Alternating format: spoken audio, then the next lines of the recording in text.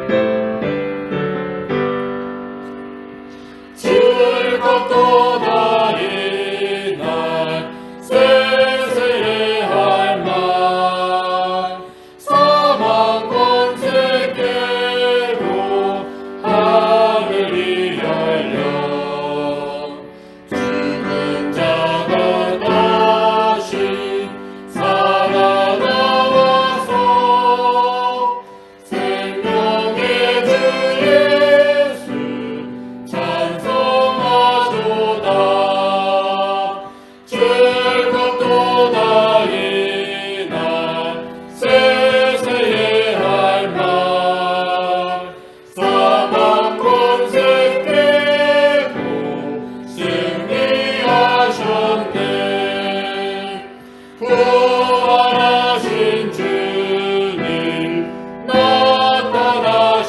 나타나시니 천지 만물 모두 새 옷 입었네. 꽃은 만발하고 승이 우거져 승리하신 주를 찬송하도다. 즐겁도다 이날 세세의 할 날. 사망 권세 깨고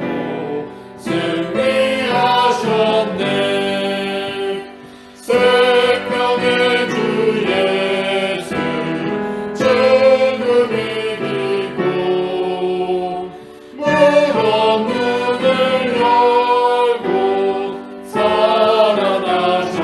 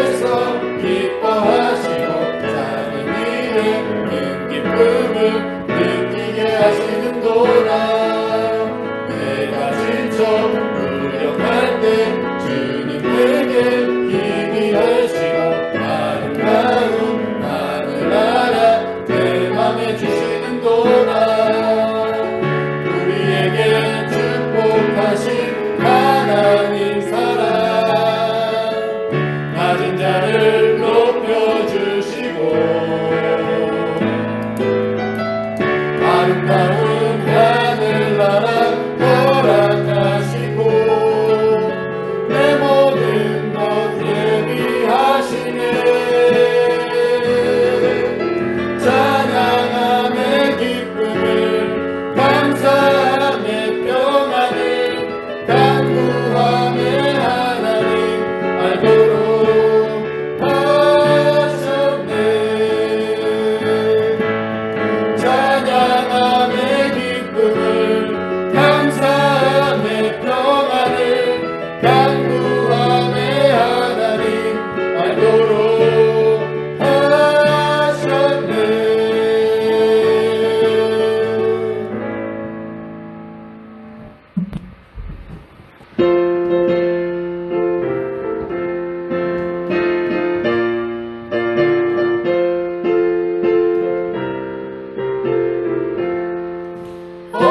할렐루야 우리 예수 부활 승천하셨네. 세상 사람 찬양하니 천사와 나파도다. 구주 예수 부활하사 사망 권세 이겼네. 구주 예수 부활하사 사망 권세 이겼네. 할렐루야 우리 예수 왕의 왕이 되시고 우리들의 중보 되신 성령 증거하시네. 구주 예수 부활하사 처음 열매 되셨네. 구주 예수 부활하사 처음 열매 되셨네. 할렐루야 우리 예수 금과 피가 없도다. 무덤 속에 있는 죄인 주가 일으키시네. 구주 예수 부활하사 영광 주로 오시네. 구주 예수 부활하사 영광 주로 오시네. 사랑과 은혜가 풍성하신 하나님 아버지, 죄 많고 더러운 저희들을 구원하기 위해 성자 하나님을 이 땅에 인간으로 보내시고 그 몸을 우리를 위한 대속의 제물로 삼으사 십자가 희생을 통해 우리를 구원하신 하나님 감사합니다. 주님은 죄가 없으셨지만 우리를 대신해서 죽으셨습니다. 우리는 다 양 같아서 그릇 행하여 각기 제 길로 갔지만 하나님께서는 우리 모두의 죄악을 주님에게 담당시키셨습니다. 주님의 찔림은 우리의 허물 때문이었으며 주님의 상함은 우리의 죄악 때문이었으며 주님의 징계로 우리가 평화를 누리게 되었고 주님의 채찍에 맞으심으로 우리가 나음을 받게 된 줄 믿습니다. 이 시간 독생자까지 아끼지 아니하시고 우리를 위해 내어주신 하나님의 그 놀라운 사랑을 저희들이 기억하며 하나님께 감사하게 하여 주옵소서. 그리고 우리를 사랑하사 그 모든 고난과 고통, 수치와 조롱을 다 감수하시고 심지어 그 고귀한 생명까지 내어주신 예수 그리스도를 생각하면서 그 은혜에 감사하는 저희들이 되게 하여 주옵소서. 특별히 오늘은 주님께서 사망 권세를 깨뜨리시고 죽음을 이기시고 다시 살아나신 주님의 부활을 기념하는 뜻깊은 주일을 맞이하게 되었습니다. 주님은 다시 살아 잠자는 자들의 첫 열매가 되신 줄 믿습니다. 주님은 다시 살아 우리의 영원한 구원자가 되신 줄 믿습니다.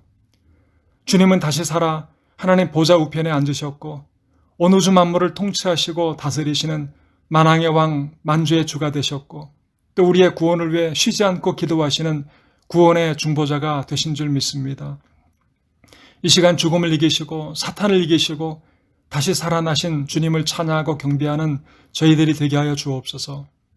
주님의 부활을 진심으로 기뻐하는 저희들이 되게 하여 주옵소서. 그리고 더 나아가 예수 그리스도 안에 있는 자들에게는 예수님의 부활이 곧 우리의 부활이 된다는 것을 믿고 우리 모두 부활의 신앙을 갖게 하여 주옵소서. 예수님께서 다시 오시면 우리 모두가 다 예수님처럼 신령한 몸을 입게 될 줄로 믿습니다. 예수님께서 다시 오시면 우리의 몸은 예수님처럼 썩지 않고 쇠하지 않고 죽지 않는 영광스러운 몸을 입게 될 줄로 믿습니다. 죽음이 결코 우리를 삼키지 못하도록 하나님께서 하늘의 몸, 영의 몸, 영광의 몸을 주실 줄 믿습니다. 그러므로 저희들 이 땅의 삶이 전부인 것처럼, 이 몸이 전부인 것처럼 살지 않게 하여 주시고, 우리 역시 부활의 몸을 입고 영원히 주님과 함께 영광 가운데 살게 될 것을 기대하면서 소망 가운데 이 땅의 삶을 살게 하여 주옵소서. 그리고 더 나아가 우리 모두가 주님의 부활의 증인이 되게 하여 주옵소서. 주님의 부활을 전하고 증거하는 성도들이 되게 하여 주옵소서. 주님의 부활은 역사적 사실이고 명백한 진리이고 그 주님을 구주로 믿으면 누구든지 주님의 부활에 참여할 수 있다는 것을 전하는 저희들이 되게 하여 주옵소서. 초대교회의 사도들, 성도들이 가졌던 그 증인됨의 열정을 우리 모두가 회복하게 하여 주옵소서. 그래야 우리 주변에 죽음을 두려워하며 한평생 죽음에 매여 종노릇하는 자들에게 생명의 빛이 비추어지게 하여 주시고, 그들도 역시 주님을 찬양하며 주님께 경배하는 놀라운 은혜의 역사가 일어나게 하여 주옵소서. 이 시간 각 가정에서 예배를 드리는 모든 성도들에게 하나님께서 함께 하셔서 은혜 위에 은혜를 더하여 주옵소서.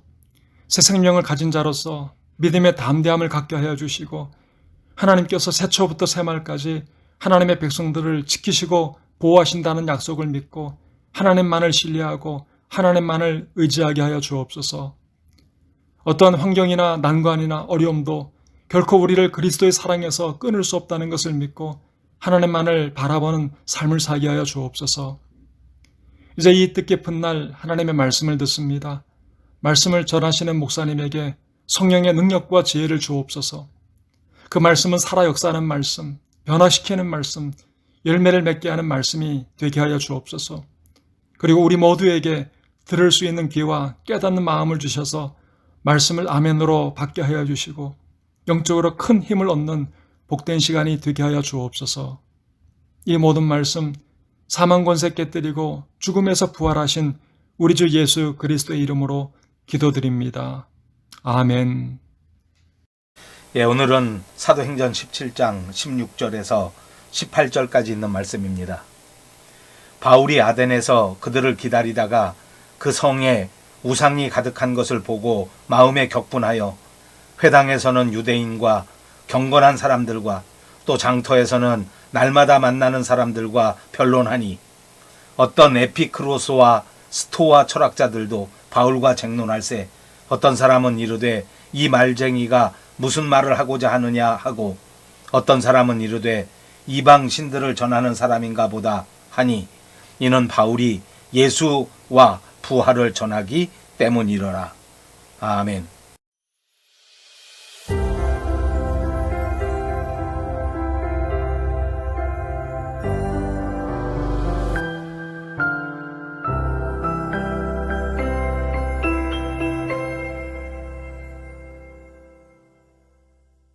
예, 여러분 안녕하셨습니까?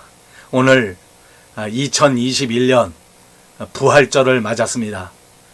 예수님께서 죽음에서 일어나 부활하신 그 부활을 기념하는 부활 주일인 것입니다.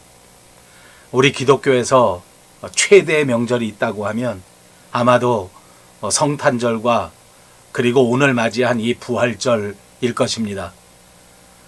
캐톨릭에서는 주님 부활 대축일이라 이렇게 명칭을 하고 또 간단히 부를 때는 부활 대축일이다 이렇게 부르기도 합니다. 우리 개신교에서는 이날을 부활절이라고도 부르고 혹은 부활 주일이라고도 부릅니다. 영어로는 보통 이스터라고 부르고 혹시 리저렉션 데이라고 부르는 사람들도 있습니다. 저 유럽에서도 이 부활절이 최대의 명절로 기념하고 있고 또 라틴 아메리카 지역의 국가들도 이 부활절이 최대의 명절인 것으로 기념하고 있습니다.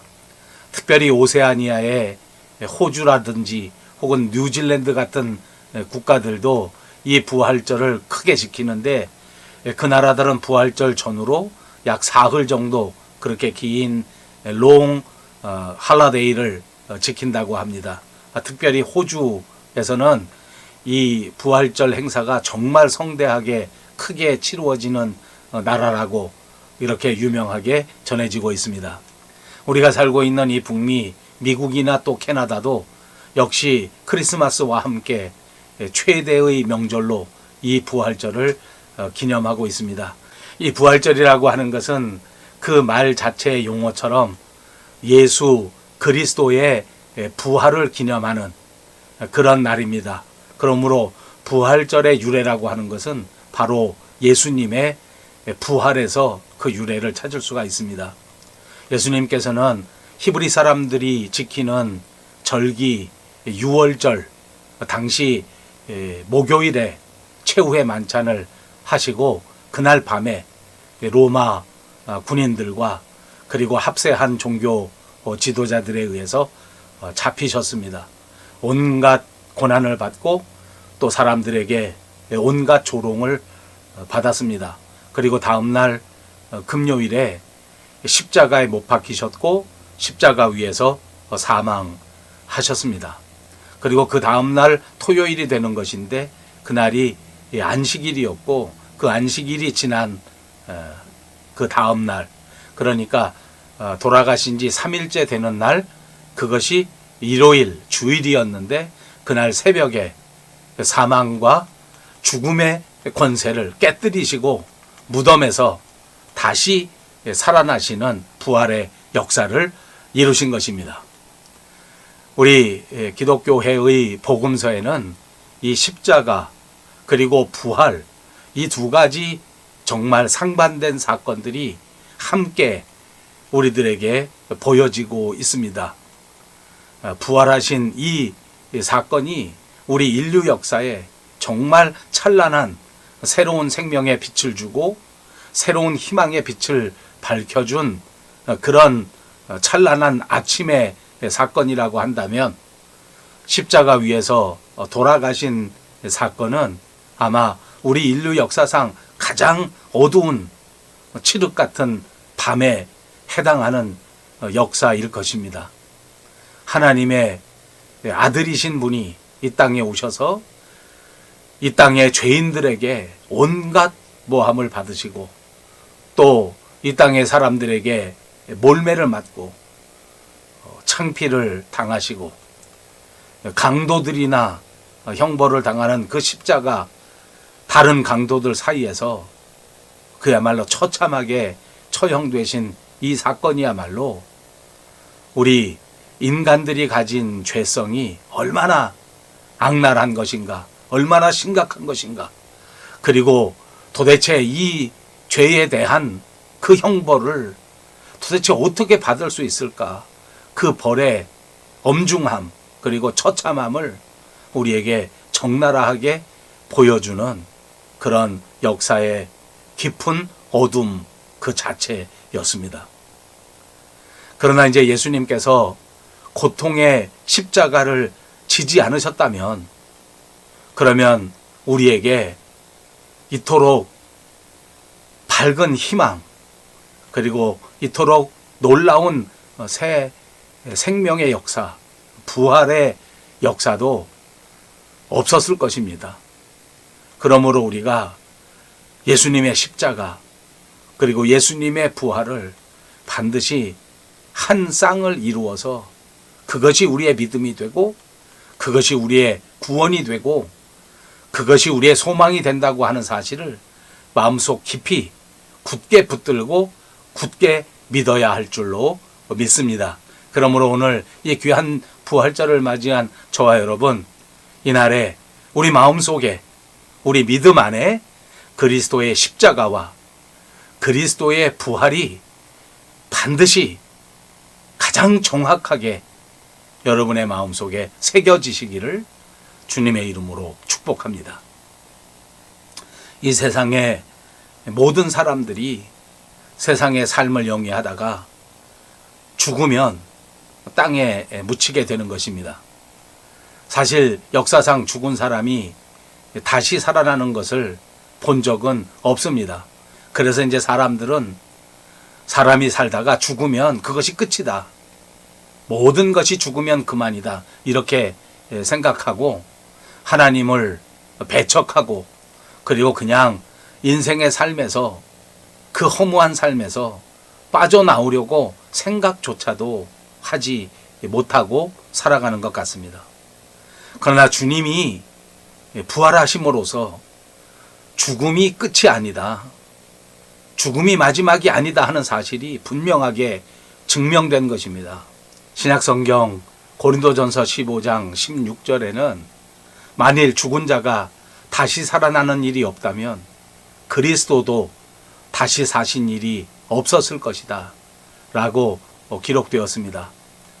죽음 뒤에는 부활과 심판이 다가오게 되는 것입니다.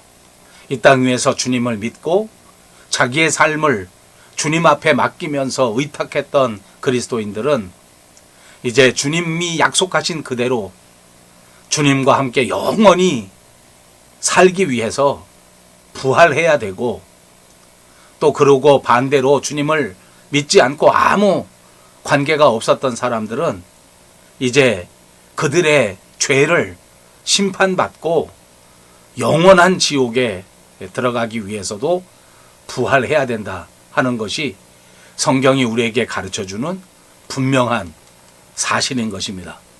자, 여러분, 저와 여러분에게는 과연 어떤 부활이 기다리고 있겠습니까? 우리가 이 땅에 살아가면서 죽음마저도 두려워하지 않는 그런 믿음을 갖고 그런 소망을 가진 것은 과연 무엇 때문이겠습니까? 바로 그리스도께서 나를 대신해서 죽으신 그 엄연한 사실, 그리고 그분께서 죽음의 권세를 깨뜨리시고 부활하셨던 그 부활 때문인 것입니다.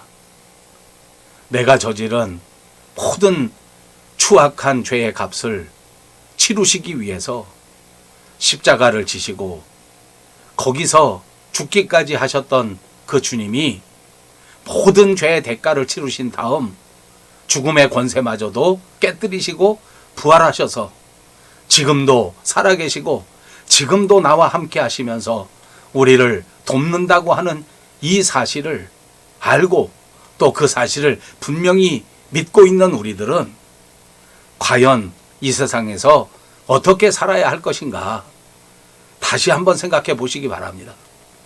그리스도인이 되었다고 하면서도 여전히 성공하는 것, 돈 많이 버는 것, 다른 사람들보다 훨씬 더 높은 자리에 올라가겠다고 하는 그런 세상적인 목표만 가지면서 그냥 물불 가리지 않고 그냥 세상에 욕심을 앞세우고 남은 쳐다보지도 않고 가족도 모른 척하면서 그렇게 진짜 그렇게 땀 흘리면서 살아가는 그런 모습을 보여서는 안 될 것 아니겠습니까? 오히려 하나님을 믿는 사람답게 희생하고 양보하고 섬기면서 그러면서도 오히려 감사하면서 정말 세상에 바르게 살고 정말 세상에서 성실하게 살아가야 되지 않겠습니까? 여러분, 그렇게 믿음을 붙들고 살아간다면 살아계신 주님께서 여전히 우리와 함께 동행해 주시고 우리의 삶을 붙들어 주시고 내 발걸음을 책임져 주시고 반드시 하나님의 나라로 우리를 이끌어 주신다고 하는 사실을 믿으시기를 바랍니다.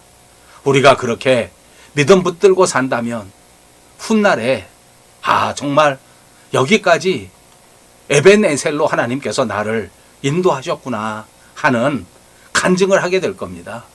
마지막 순간에 일생토록 함께 하신 주님의 놀라우신 사랑을 다시 발견하게 되고 정말 깊은 감사를 하나님 앞에 올려드리게 될 것입니다. 부활하신 나의 하나님, 그 부활하신 주님 앞에 정말 깊은 감사를 올리고 그 부활의 엄청난 사실을 확실하게 붙들고 그리고 힘차게 세상에 살아가면서 우리에게 맡겨진 사역을 감당할 때 최선을 다하고 정말 하나님의 복음을 땅끝까지 전파하는데 최선을 다하면서 살아갈 수 있는 저와 여러분, 우리 교회가 되시기를 주님의 이름으로 축복합니다. 여러분, 오늘 우리가 맞이한 이 부활주일은 과거에 2000년 전 예수님께서 이루셨던 역사적 사실을 기념하는 과거의 사건에 대한 기념일만이 아닙니다. 과거의 사건만으로 지키는 것이 아니란 말입니다. 그런가 하면 오늘과 아무 관계없이 앞날에 저 먼 미래에 다가올 그런 사건만인 것도 아닌 것입니다. 분명히 바로 이 순간 오늘 우리에게 이루어져야 할 부활주일이 되어야 될 줄로 믿습니다. 바로 오늘 이 순간에 부활하신 주님이 나와 함께 동행하여 주시고 부활하신 주님을 만나고 그 만남 속에서 우리가 변화된 삶을 살아가야 되는 것입니다. 오늘 봉독해드린 본문 말씀 속에서 이렇게 오늘의 부활하신 주님을 만나고 오늘의 역사하시는 부활의 역사를 그대로 살아갔던 믿음의 사람을 만나시게 될 것입니다. 다름 아닌 사도 바울입니다. 이 바울의 삶에서 어떻게 부활절을 지킬 수 있을지, 그리고 우리는 어떻게 부활절을 맞이하는 사람답게 살아갈 수 있을지 그 해답을 찾아내실 수 있기를 간절히 바랍니다. 본문 16절입니다. 바울이 아덴에서 그들을 기다리다가 그 성에 우상이 가득한 것을 보고 마음에 격분하여 이렇게 말씀했습니다. 아덴은 그리스의 수도 아테네를 말하는 것입니다. 그리스 하면 얼른 떠오르는 것이 아마도 그리스 신화일 것입니다. 그들은 온갖 신들의 이야기를 만들어내고 그 신이 실제로 있는 것처럼 그렇게 생각하고 또 그렇게 믿고 그런 신들을 섬기면서 살았습니다. 어떤 역사가가 당시 아테네의 삶을 말할 때 또 우상을 설명할 때 그 아덴에서는 사람을 만나는 것보다 신을 만나는 게 더 쉽다 이렇게 말할 정도였다고 합니다. 가는 곳마다 우상이 있고 가는 곳마다 거짓 신이 있는 그런 도시에서 사도 바울은 우상을 섬기는 것에 대해서 부당하다고 하는 것을 이렇게 강력하게 지금 주장하고 있는 겁니다. 강하게 주장했을 뿐만 아니라 다음 절에 보면 그들과 정말 깊은 심각한 불튀는 논쟁도 마다하지 않았습니다. 여러분, 우리나라에도 기독교가 처음 들어오던 때에는 진짜 많은 우상이 있었습니다. 우리 한국 사람들도 진짜 자기 나름대로 이런 저런 우상을 만들고 또 그 우상들에게 도움을 받으면서 살려고 했었습니다. 아마 우리 민족들이 만들어 놓은 신 중에 제일 많은 영향력을 끼치는 우상이 있다고 하면 아마도 조상 신을 가장한 그런 우상이 아닐까 싶습니다. 제가 신학을 하면서 연구할 때 보니까 우리나라의 종교 가운데서도 이렇게 조상 신을 섬기는 종교가 따로 있을 정도로 한국 사람들은 사람이 죽으면 누구나 다 귀신이 된다고 믿고, 그리고 그 귀신 중에서 제일 중요한 귀신이 바로 조상 귀신이라고 생각했던 것 같습니다. 그 조상 귀신들이 자기가 죽은 날을 잘 기억하고 있다가 자기 자손들에게 그 제사밥을 얻어먹으러 오는 건데, 이제 그때 그 귀신들이, 조상 귀신들이 자기 살아있는 자손들에게 밥을 얻어먹으러 왔는데 그 제사가 뭐 좀 부족하다고 하면, 또는 그 제사가 조금 무성의하게 그렇게 덤덤하게 드려졌다고 하면 그때 그냥 그 조상 때문에 곧바로 탈이 나게 됩니다. 가족 중에 누가 갑자기 막 아프게 된다든지, 아니면 어떤 사람이 갑자기 사고가 난다든지, 조상에게 제사를 똑바로 지내지 못했기 때문에 반드시 그 가족이 벌을 받는다는 겁니다. 우리 아버지, 우리 어머니가 돌아가신 다음에 귀신이 됐다는 것이고, 그리고 우리 아버지 어머니가 자식들이 세상에 살고 있는데 자기 죽은 날에 돌아와가지고 그때 제사상에 혹시 한 번이라도 조금이라도 소홀하게 그 제사상을 차렸다고 하면 그러면 그냥 그걸 반드시 기억했다가 그 자손들에게 그렇게 뭐 사고를 나게 한다든지 또는 엄청난 어려움을 겪게 만들어준다라는 건데, 상식적으로 이게 이해가 되겠습니까? 저도 자식으로 세상에 태어나서 이제 부모가 되었고 또 제 자식들이 또 자식을 낳아서 손주가 벌써 넷이나 되게 되었는데, 제가 만약에 하늘나라에 가서 그렇게 조상 귀신이 됐는데 돌아와서 저희 자식들이 혹시 제삿날에 제게 음식을 조금 소홀하게 그렇게 차렸다고 하면 즉시 찾아가서 그 손자, 그 손녀, 아이들에게 사고를 하게 하고 뭐 어디가 갑자기 막 아프게 만들게 하고 이렇게 한다는 게 그게 무슨 말이나 되는 일이겠습니까? 말이 안 되는 소리입니다. 조상이 되었는데 어떻게 그 조금 소홀하게 상 차렸다고 해서 거기다가 그렇게 악을 행하고 벌을 준다고 하는 것은 그는 조상이 하는 일이 아니라 그는 사탄이 하는 일입니다. 사탄의 졸개들이나 할 수 있는 짓이 분명하지 않습니까? 조상의 제사뿐입니까? 산에 가면 산신령이 있다고 생각하고 물에 가면 용왕이 있다고 생각하고 진짜 빗자루는 빗자루 신이 있다고 생각하고 이런저런 귀신들이 진짜 우리 한국 사회에도 너무나 많았더랬습니다. 그러니까 사람들은 이 귀신 때문에 뭐 이게 또 똑바로 살아갈 수가 없죠. 귀신 눈치를 봐야 되는데 뭐 이사 갈 때도 귀신 눈치를 보고 나를 잡아야 되지 않습니까? 집을 수리할 때도 자기 마음대로 수리하면 안 됩니다. 귀신 눈치를 보고 귀신이 허락하는 날을 찾아내서 무당한테 다 물어봐서 그렇게 해야만 했었습니다. 사무실에서 이사를 갈 때 책상을 놓고 책장을 놓는 것도 자기 마음대로 놓지 않고 점쟁이 불러다가 무당 불러다가 어느 방향으로 책상을 놓으면 좋겠는가 물어보고 책상을 놓는 일도 있습니다. 여러분, 하나님께서 가장 싫어하시는 일 중에 하나가 우상을 숭배하는 겁니다. 그런데 이런 우상 숭배가 말씀드린 것처럼 옛날 아덴에도 그렇게 많이 있었고 우리 한국 역사 안에도 이렇게 많이 있었고 더더욱 안타까운 것은 오늘날 우리 믿는 사람들의 모임인 교회 안에도 이런 우상 숭배가 여전히 들어와 있다는 슬픈 현실입니다. 하나님을 섬기는데 마치 우상 숭배하듯이 하나님을 섬긴다는 겁니다.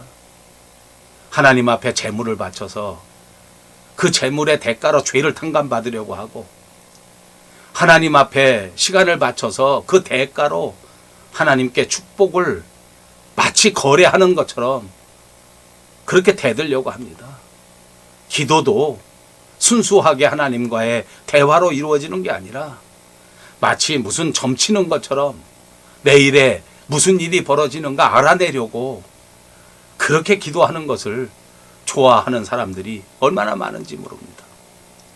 돈이 하나님보다 훨씬 더 중요한 자리를 차지한 지가 오래되었습니다. 세상의 명예가 하나님보다 훨씬 더 중요하게 생각하는 그런 뻔뻔한 그리스도인들이 얼마나 많은지 모릅니다.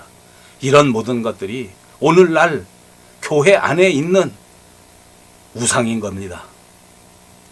이스라엘 백성들이 하나님께 돌아올 때 회개할 때 제일 먼저 하는 것이 무엇이었습니까? 성경에 보십시오. 이스라엘 백성들이 회개하고 하나님 앞에 돌아올 때 제일 먼저 하는 것은 바로 우상을 버리는 일이었습니다. 오늘날 우리가 예수님을 믿고 하나님께로 나오면서 제일 먼저 해야 할 가장 중요한 일이 우상을 내려놓는 겁니다. 우상 숭배를 완전히 깨끗하게 다 던져버리는 것인 줄로 믿습니다. 하나님보다 더 중요하게 생각하는 것은 우상입니다.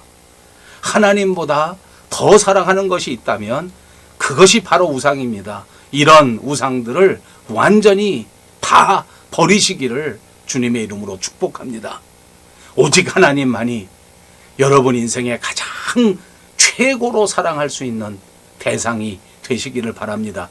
오직 하나님만이 여러분 인생의 최고가 될 수 있도록, 그것이 하나님의 백성이 할 일이요, 그것이 그리스도인들이 가져야 할 가장 중요한 삶의 자세인 것을 결코 잊지 마시기를 바랍니다. 17절입니다.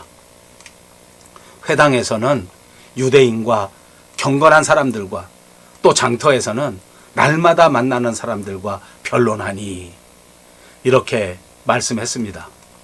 사도 바울이 아덴에 도착해서 여기저기 돌아다녀 보다가 진짜 그 도시에 우상이 가는 데마다 정말 가득 찬 것을 보고서 격분했다고 16절에서 말씀하지 않았습니까? 그래서 바울이 찾아간 곳이 회당이었습니다. 회당에 있는 유대인들, 또 어떤 사람들 닥치는 대로 붙들고 그들이 우상을 숭배하는 어리석음에 대해서 변론을 펼치기 시작한 겁니다. 이방인이지만은 하나님을 섬기는 경건한 사람들도 붙들고 변론을 시작했습니다. 장터에서 만나는 사람들과도 변론을 했습니다. 어떤 변론을 했는지 하는 것은 이 성경 본문에 기록되어 있지 않기 때문에 그 세세한 내용은 잘 모르겠지만, 아마도 이제 바울이 아테네에서 우상이 많은 것을 보고 아주 막 격분했었기 때문에 아마도 이런 우상 숭배에 대한 거, 이런 잘못에 대해서 그렇게 이야기를 하지 않았을까 추측해 볼 수 있지 않습니까? 오직 하나님만 섬겨야 한다. 오직 하나님만 참신이고 이 모든 우상들이 다 헛된 것이고 거짓된 신이다. 이렇게 이야기했을 것입니다. 사람들이 거짓으로 만들어 우상을 섬기고 있다 하는 것을 정확하게 그들에게 고발하면서 그렇게 하는 것은 인생에서 정말 어리석은 것이다. 이렇게 주장하면서 변론했을 것이라고 추측해 볼 수가 있습니다.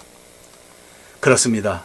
이렇게 우상을 섬기는 사람에 대해서 닥치는 대로 변론을 하면서 진짜 막 격분하고 정말 울분에 그런 진짜 울분을 토하면서 그렇게 변론을 하고 이야기하는 사도 바울의 심정을 저는 분명히 이해가 됩니다. 거기다가 그리스도인이라고 하면서 복음을 믿는 게 아니라 오히려 우상을 숭배하는 이런 사람들에게는 진짜 밤새도록 끝까지 논쟁을 해보고 싶기도 합니다. 저도 그렇습니다.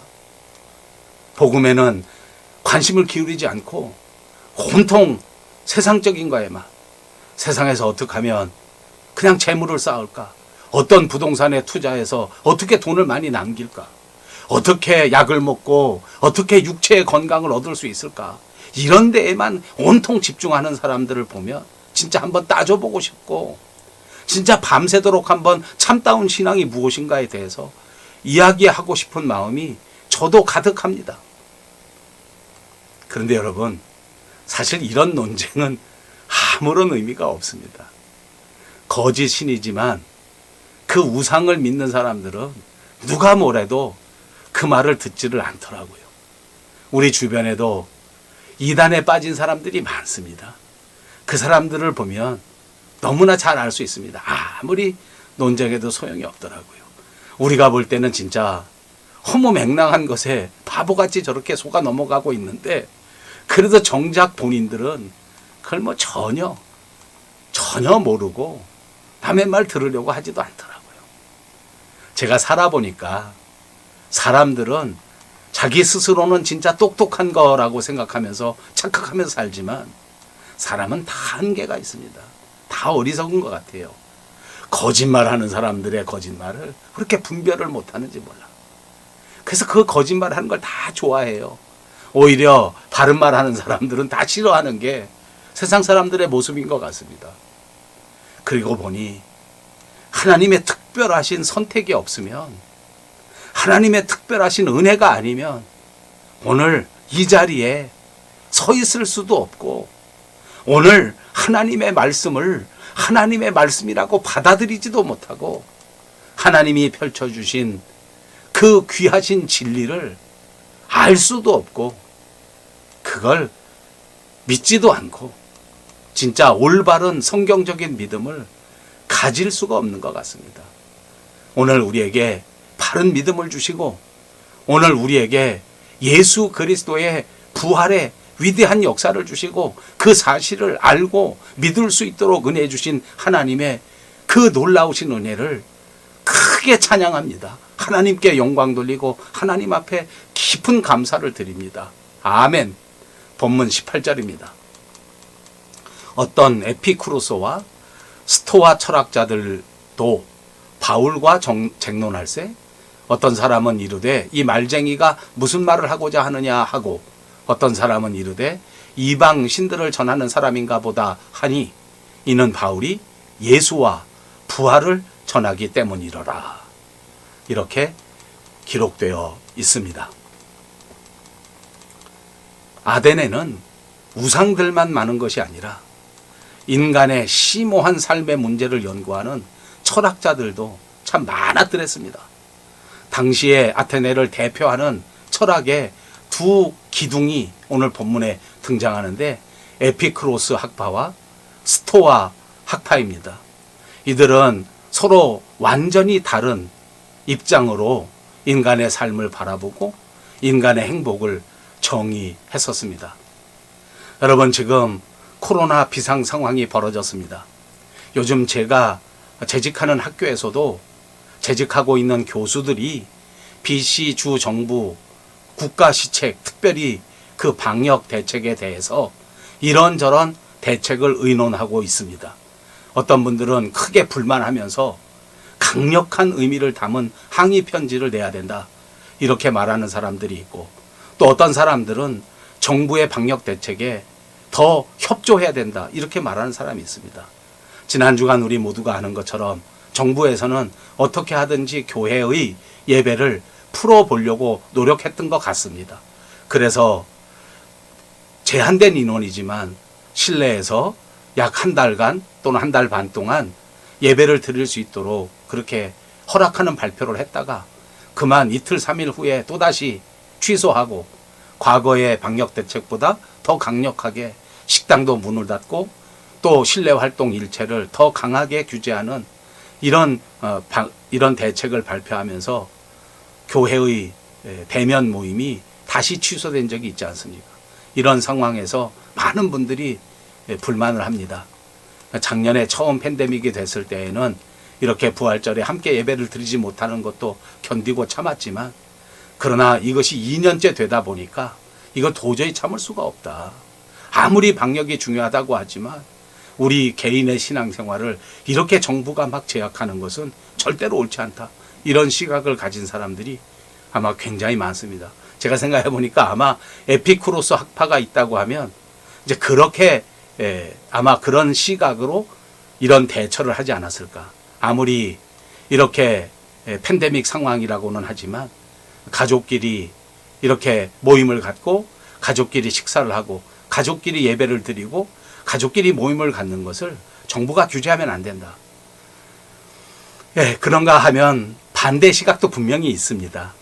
이렇게 비상 상황인데 이런 개인의 불편함 또는 교회 하나하나의 그런 필요 자체는 인정할 수 있지만 그럼 반드시 자제해야 된다. 가족을 먼저 생각해야 되고 공동체를 먼저 생각해야 되고 전체를 먼저 생각해야 된다. 이렇게 주장하는 입장인데, 아마 스토아 학파가 있었다고 하면 그 스토아 학파를 만든 창시자 유명한 제논이라는 사람은 아마 오늘날 그렇게 대답하지 않았을까. 저는 한번 그런 생각을 해봤습니다. 이렇게 에피크로스나 또는 스토아 학파는 서로 상반된 시각을 기조로 상반된 철학을 주장하는 것입니다. 에피크로스 학파는 말씀드린 것처럼 개인의 삶 그리고 개인의 쾌락이 초점입니다. 이게 에피쿠로스의 핵심입니다. 그래서 흔히 쾌락주의라고도 부르는데 전체보다는 개인이 중요하고 개인의 쾌락이 우선이다. 이렇게 주장하는 겁니다. 만약에 전체의 질서가 개인의 쾌락을 방해한다고 하면 그러면 차라리 죽음을 선택해야 된다. 이렇게 주장합니다. 물론 이제 여기서 쾌락이라고 하는 것은 우리가 흔히 생각하는 육체적인 그런 향락, 이것을 의미하는 것은 아닙니다. 세속적인 생각의 쾌락을 말했던 것은 아닙니다. 방탕한 생활을 말한 것이 아닙니다. 몸의 고통과 마음의 혼란이 없어지는 그런 어떤 평정의 마음의 상태가 진정한 쾌락이라고 한 건데, 이런 이제 철학을 공유하기 위해서 그 사람들은 그들만의 공동체 생활을 선호했는데, 그게 유명한 에피쿠로스의 정원인 것입니다. 말씀드린 것처럼 반면에 스토아 학파는 아주 역설적입니다.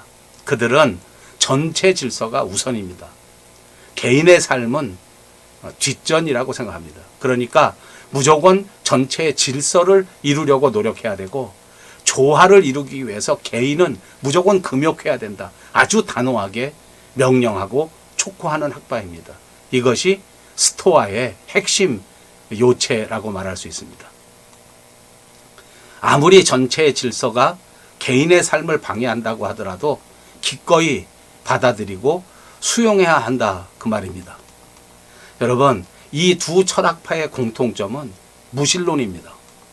하나님을 섬김으로써 하나님 안에서, 복음 안에서 행복을 얻는 거, 이거 다 부정하고, 사람들 스스로 자기 스스로 철학적인 깨달음을 통해서 그것이 쾌락이 됐든지 그것이 무슨 수능이 됐든지 간에 이것을 강조하고 그것이 중요하다고 생각하는 사람들입니다.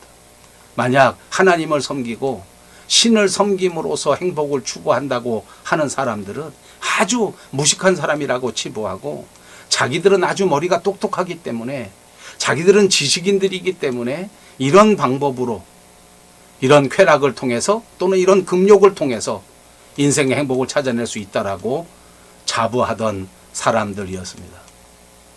여러분 아시는 것처럼 사도 바울은 이 철학자들만큼 철학에 대해서 깊이 공부했던 사람입니다. 철학뿐만 아니라 모든 학문에 있어서 그는 정말 많은 공부를 했던 사람으로 유명하지 않습니까? 신학도 성경도 학문적으로는 정말 많이 공부했던 사람입니다. 그러나 사도 바울이 진리를 발견한 것은 그런 철학 공부나 그런 무슨 학문적인 공부를 통해서 진리를 발견했던 것이 아닙니다. 바울은 하나님의 은혜 때문에 예수님을 만나게 됐고, 그 예수님을 만난 만남의 사건을 통해서 성령님이 역사해 주셔서 그는 드디어 복음의 진리를 알게 되었던 것입니다. 그래서 사도 바울은 오늘 이 철학자들과 함께 담대히 논쟁을 하고 있는 겁니다. 그들에게도 당당하게 이 생명의 진리를 전파할 수 있게 된 겁니다.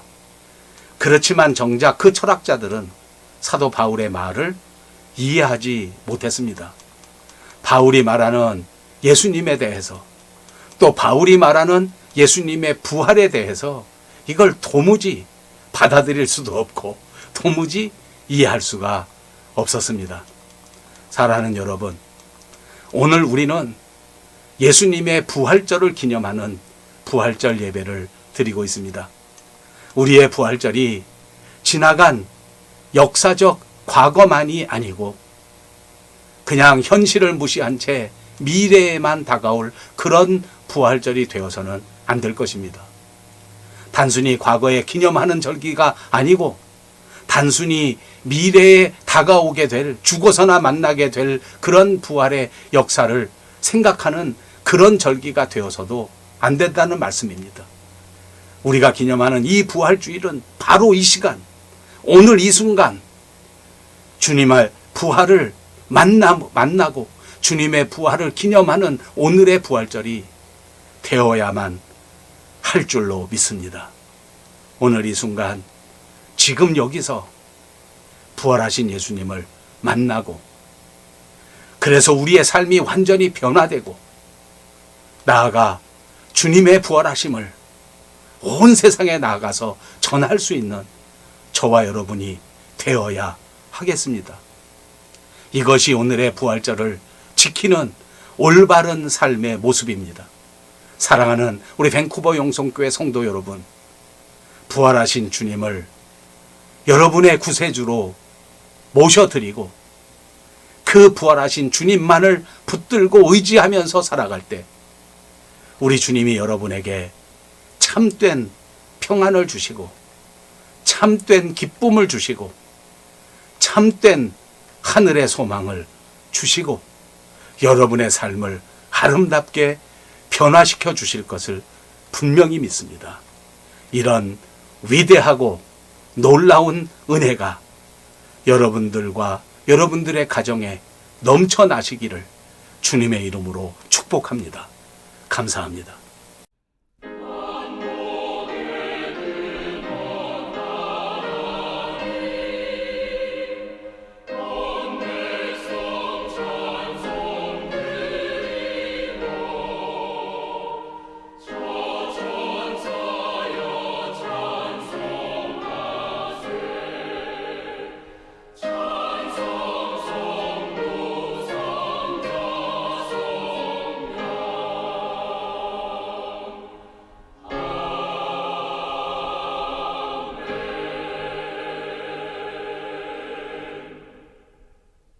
지금은 우리 주 예수 그리스도의 은혜와 하나님 아버지의 극진하신 사랑과 성령님의 감동, 감화 그리고 충만케 하시는 역사가 오늘 부활주일을 맞아 부활하신 주님을 우리의 구세주로 모시고 그 주님만을 의지하면서 살기를 다짐하는 귀한 권속들 머리머리 위에와 사랑하는 우리 밴쿠버 영성교회 위에 그리고 온 누리 위에 이제로부터 영원토록 함께 계실지어다.